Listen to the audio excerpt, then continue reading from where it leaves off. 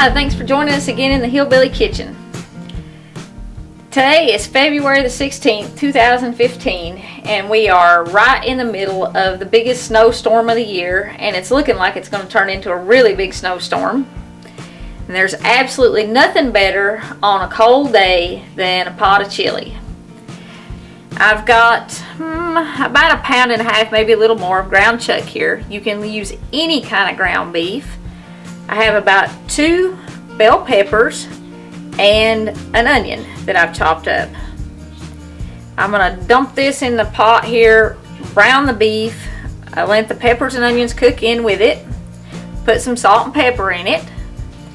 And when that gets done, then we're going to add some tomato and beans to it. Now, what I hope you get from watching me cook here is I hope you learn to cook things the way that you like them.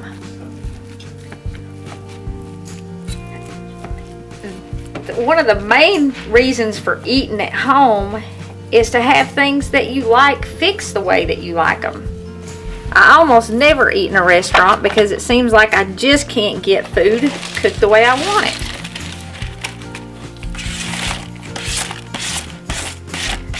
And everything I cook, the measurements are only rough, and it's made, like I said, the way we like it. So if there's something that I use that you really don't like the taste of, like if you really don't like bell peppers, then when you make your chili, don't put bell peppers in it. And something else too, before I met my husband, I made my chili with only kidney beans. Well, I met my husband and he liked his chili with only pinto beans. Well, for years I cooked chili after I met him with only pinto beans. And then one day I thought, boy, it sure would be good to have some chili with a few kidney beans in it again. So I made some chili with half kidney beans and half pinto beans. And he never loved it so much. So ever since, our chili's been half kidney beans and half pinto beans. Now, if I was making this in the summertime and tomatoes were in season, I would cut up some fresh tomatoes in it. Chili does need some tomato, but tomatoes obviously are not in season. And you can use any kind of tomato in chili. If you've got a can of diced tomatoes, that's fine. Tomato paste is okay. Tomato sauce, just whatever you got. And if you want to make chili and you go to look in your pantry and you don't have anything, you can even use ketchup. So you decide what you like, and that's what you should put in your chili. Well, this will take a while to cook and brown, and we'll be back when it browns. We are going to drain it before we add our beans and our tomato. But we'll come back and check on this after it gets good and brown. Okay, we've got our meat and peppers and onions cooked now. And as you can see, the peppers and onions are kind of opaque. That means that they are done and they are quite tender now. You can also see that I moved this to a much larger pot. I have no idea what I was thinking when I started this out in such a small pot. I never would have been able to brown that beef in it, and even if I had, I wouldn't have been able to get any beans or tomatoes or anything else in it. I think the storm's kind of getting to my brain a little bit. So what we're going to do is I'm going to drain the grease off of this. There's not a whole lot on it, but you do want to drain it. You don't want your chili greasy. And then we're going to add the other ingredients.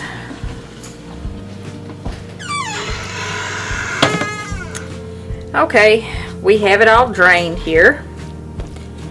And remember when I said whatever kind of tomato you have in your pantry will work fine. Today, whatever kind of tomato is in the pantry is going to have to work because it's going to be about a week before we can get to the grocery store. And what I had was a can of tomato soup. So that's what I'm going to use.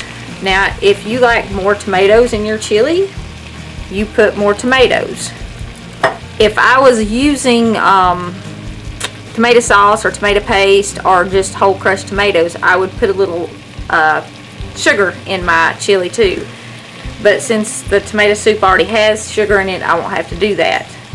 I only found 1 can of kidney beans, so we're going to add that. I have a pot of pinto beans that I just finished cooking a little while ago, so I'm going to put enough of those in to kind of finish out the pot.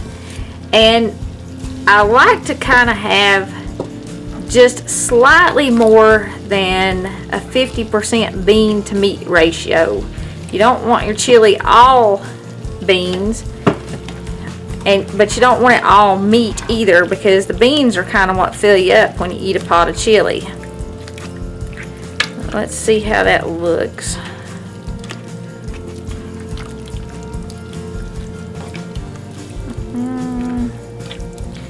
Not too bad there. That's pretty good. You can see there's plenty of meat in the beans. You don't want a pot of bean soup either if you're making chili. You got to have some meat in it. Now, my chili powder, I've got this chipotle chili pepper that I found. And it's great, but it is very, very hot. It does not take much at all. This only has the peppers in it. It doesn't have any of the paprika or salt or anything like that. And I'm going to put a little more black pepper because I got a lot of beans in there. And I am going to add a little more salt because I have a lot of beans in there. Not too much. And all we're going to do to this now is we're going to stir it up. And when it comes to a boil, we're going to turn it down on low and we're going to let it simmer. And you can literally let this simmer all day long if you want to, or you can eat it in about 45 minutes, just when the flavors get mixed good, because all the beans are already cooked. And you can start with dry beans and cook, you know, your dry beans like I did with the pinto beans, or you can use canned beans, and you can use whatever kind of bean you like. But I hope this kind of helps you put together a pot of chili and helps you get the flavors in it that you like. And we'll come back and look at it when it's done. Fix us up a bowl. You do want to cook it at least 45 minutes. And like I said, you can cook it all day. It's just up to you. We've had this chili simmering for about an hour now.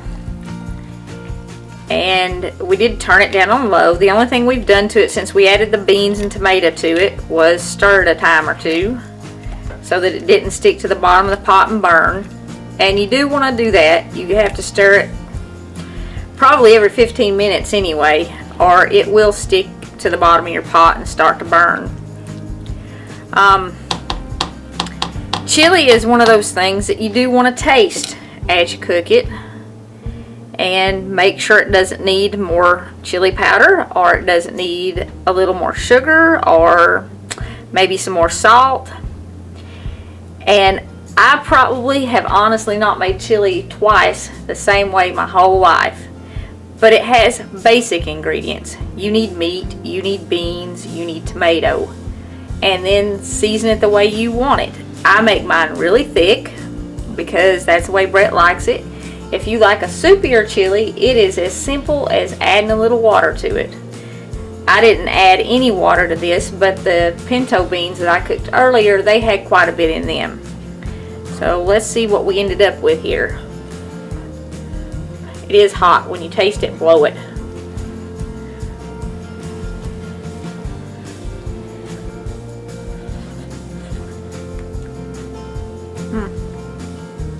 That's pretty good. That soup didn't make bad chili. Not quite as good as fresh tomatoes in the summertime, but pretty good. So I hope y'all enjoy a big pot of chili this winter. And we'll see you next time on the Hillbilly Kitchen. Thanks for watching. Don't forget to click like and subscribe.